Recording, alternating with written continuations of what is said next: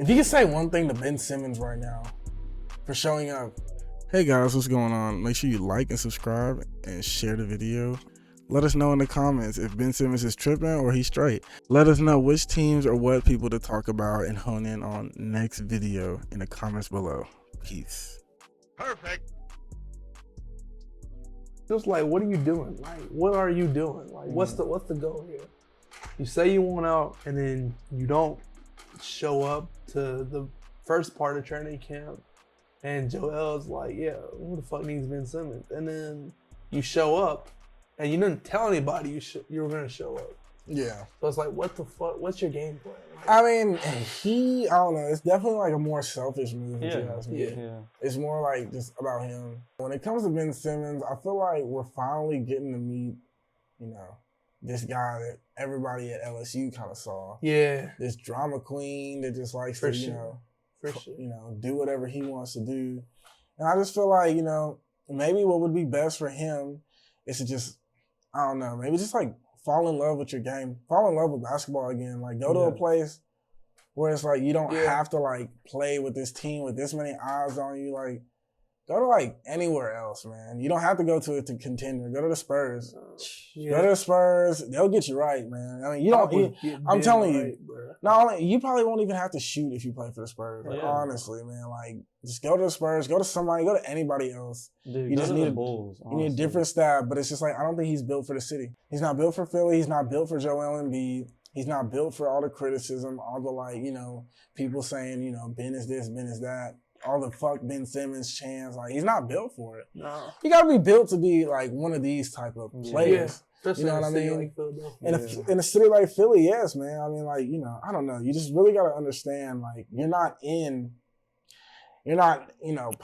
in San Antonio. Yeah. You're not playing in Denver. You're not playing in Portland. You're not playing in, what I'm saying, Milwaukee. People are gonna let you know how these people are gonna let you know how you're feeling. Like it doesn't matter if you're one of the franchise players or not. You know what I'm saying? They're gonna let you know. They're gonna tell it to you straight. Hey, you suck. Yeah. Ben Simmons, you fucking suck. That's Whatever. how they talk, bro. I said they're not wrong. They're not wrong, but it's just like, the dude kind of, okay, look. It sucks that he can't shoot. Yes. I mean, other than that, y'all know how I feel. I feel like he's a top 10 player, even without the shot. Just me. It's just the chemistry thing for me. Like, obviously he's having trouble off the court, but on the court, it's, wishy-washy. He really, he'll have it one game where he'll score his ass off, but then he'll have another game where he gets 5 assists and maybe 10 points with no rebounds. I think Stephen A. threw out a stat that was he's good for 22 to 26 points if he just makes his free throws. True. I was like, wow, that's crazy. He is good for 22 every night. Yeah, 22 to 26 points a night if he were to make his free throws, and that's at a 70-something% clip.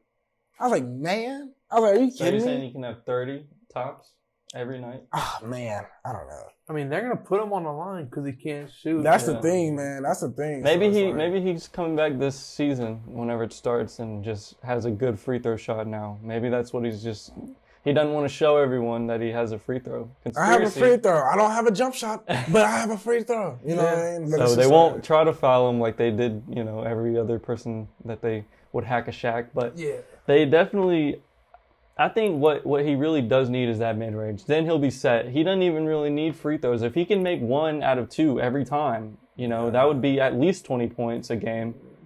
But Ben Simmons gets a mid-range is over with. And Joel already has his. If he just needs to train with someone who can give him a mid-range shot.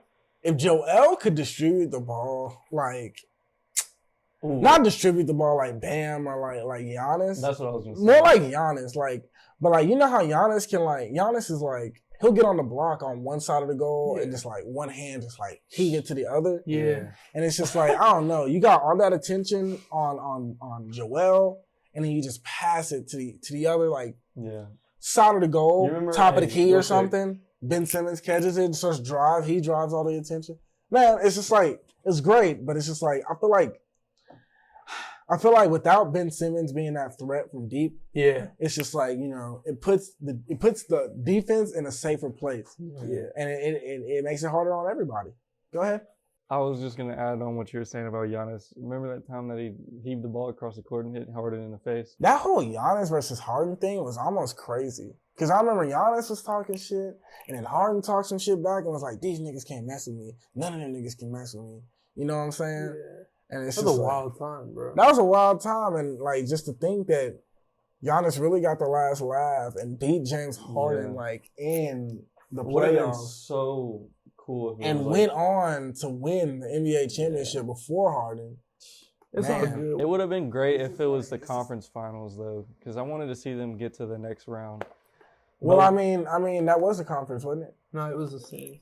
Oh, who'd they play after that? The Hawks? Hawks, Yeah, okay. Well, it was the semis, but I mean, it's still like, that was your conference. They just met a little bit earlier than usual. That's the thing. It would have been great if it was conference finals. Then the Nets to the finals against the Lakers. That's what everybody really I wants. mean, it would have That's been what we great, know. but I mean, like, look, they had their chance and went 7 games, and they knew who they needed to beat. Yeah. We know. What It's it just was. always an injury problem with the NBA now. Like Yeah, it's really, Everyone's a lot of is. injuries. It's about who stays healthy at the end. I think like there was the most stars in a really long time that got injured in one season. Yeah, and Jimmy said he was tired. Oh yeah, I Jimmy bet. and the Heat said they I were feel like tired. LeBron has LeBron never said he got was tired. injured. LeBron's never got injured like horribly bad like that until he had to play back-to-back seasons that were close together. How do you feel about Tyler Herro saying he wants to be in the same category as Luka Doncic, Trae Young, I need to see Jason him- Tatum? Well, Tyler Herro is.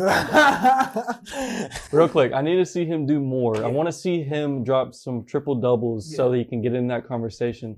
I don't really do any stat checking for Tyler Herro because I'm not a Heat fan, but I do like Tyler Herro. He is a good player. He really showed his talents in that series against the Lakers. He shouldn't have done that lip move because that's really what triggered LeBron into, But but I will say Tyler Herro is like, he's getting up there. I will say that. He needs to prove, like, you can't have 7-point games after being, I don't know if this is like 100% true now, but a couple nights ago, maybe last night, they were saying that Tyler Herro had the most points in the preseason, Yeah, I did actually see that. From So- any player, he had the most points over the course of like 3 games. If that's true, I feel like, you can't have a 7-point game and, try to consider yourself good as Luka and all of them. But Well, for me, it's just like the one thing that he is not that Luka and Trey and them are. He's not the franchise player, but he also hasn't elevated himself into those talks. You know what I'm saying? Yeah.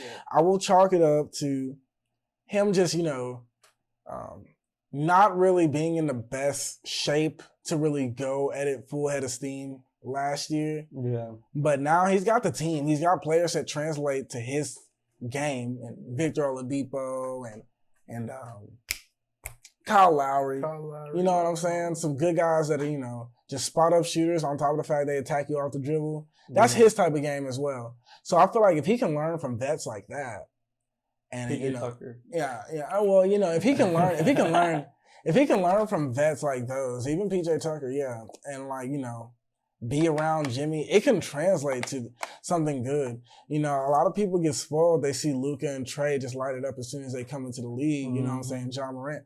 Look, not everybody starts out that way. You know what I'm saying? Like Tyler Herro, he's making a splash for himself. He did it his rookie year. You know what I'm saying? What more can you ask for?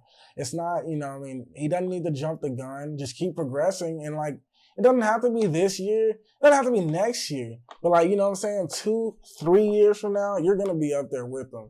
I just want to Trust me. see him get progressively better until he's that, at that level as Luka and Trey and them. Of course. I think he can definitely hit there maybe in the next year or two if he really, really, really is consistent with it. Yes. I need to see, I want to see him get some, good assists in every game too, because I know he has those scoring outbursts, and he can get a couple rebounds. He's a sizable player. Like he's like 6'3" and like some more of that. Like, you know what I'm saying? Like he got some size to him.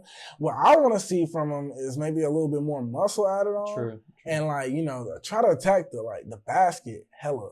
Like he's already pretty quick on his feet.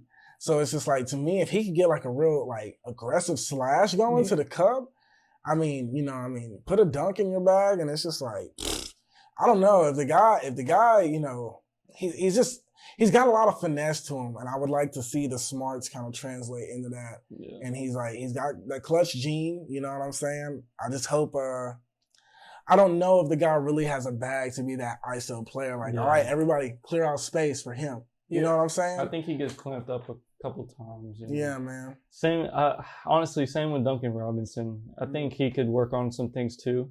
I do think they're both really good players. I will say that they do kind of have good chemistry. Mm-hmm. Same with him and Jimmy. They both got good chemistry on and off the court. Yeah. Bam, obviously, but I think you got a pretty good team on your hands this season. Yeah, I think they're a sleeper for real. I mean, they're not like a sleeper, but they're just one that like people probably won't really like mention as much. But it's just like once Oladipo comes back and he starts doing him, with the team. I mean, I already have. I don't gotta tell you, like they're gonna be great. Yeah, they're gonna be great, the Miami Heat. But it's just like, you know, once Victor Oladipo comes back, and if he can do any bit of that 2018 Oladipo, then it's just like, man, people are really gonna sing our praises, and like just know that we were here first because like we're the realest. How do we feel about the Mavericks this year? Do you think they got enough power to do it? You know, I don't think so. I think this offseason they should have really focused on getting another player. Yeah. The only way that they do it is if Luka becomes that guy. I mean, like not like a top 5 player. I mean like a top 2. I mean, he's got to assert himself up there with Bron, up there with Curry. True. Up there with Giannis, and up there with Kawhi. If he can put his name up there with them and not be number 5, be better than one of them, actually better, then it's just like, then you got a guy on your hands. Because it's like, man, I don't know. I don't know if they want to, you know, have Porzingis kind of bring it out the mud for them. I just don't know if it's going to happen. No. And it's not his fault. It's injuries. You know what I mean? It's not his fault. The guy just hasn't been healthy for a long time. And so I think, you know, that takes a lot out of you, especially like not playing NBA competition for a minute. Yeah. It takes a bit out of you. But, you know, they'll get better, but I just think Kristaps might have to go. You can't beat Kawhi and all of them without, you know, a good center that's supposed to get you rebounds. Yeah. They were just... They were definitely missing a piece. I will say the Mavericks are definitely missing a piece. Yeah. You know what? Honestly, I think every team's looking good. Maybe the Nuggets. I was thinking that in my head. I was like, if anybody, I know you like the Nuggets. I love the Nuggets. If anybody, you know what I'm saying, underachieves this year, it will be a healthy Jamal Murray coming back to the Nuggets. Mm-hmm. Jokic coming back to the Nuggets and not repeating the MVP performance that he did all last season. And Jamal Murray not repeating as good as he last was in the bubble. And they just finished as a lower seed than they did last year. They will underachieve for sure. And it's just like, you know, it's one of those things. I feel like the bubble really was a change for a lot of people. Yeah. And like a lot of people might not have been so good. Yeah. But in a bubble, you know, it's different. It's not crowd noise. You're not traveling. That's you're all they have to do. You're constantly, you know what I mean, in a gym, just playing. Yeah. And if you see videos of NBA players in a gym, it's like, you know, they're relaxed. There's nobody in there. It's them in the basket. Yeah. You know what I'm saying? And that's all it was. And that's all it was. That's all the bubble was. And that's all it was. And you know what I'm saying? Jamal Murray, I feel like he's not going to be as good as people really expect. Because the last that people really saw of him just going off like that was in the bubble. Yeah. So that's my 2 teams that I feel like may underachieve. We got the Nuggets and we got the Mavericks. Yeah. People don't really talk about the Clippers being one of those teams, but it's just like, man. Once you have Kawhi and PG, you know. Yeah. PG is good enough. Yeah. PG is good enough. I mean, we've seen him do it. He'll put some points up for sure. He'll give you at least 20. We've seen him, you know, that injury probably set him back for a minute. But it's just like, you know, I do believe in PG. I think Paul George has the potential to bring a team out the mud. I don't know if he has the potential to have one compete for a championship. But, you know, I mean, that Indiana team from back in the day, the one that used to go toe for toe with LeBron, you know, they reached some heights with him. Yeah. And it's those are some of the craziest teams ever, you know, built. Yeah. And, you know, and definitely in franchise history as well. Yeah. So, I mean, I would definitely say that I have faith in Paul George that he can hold it down for majority of the season and wait for Kawhi to get back if Kawhi can come back.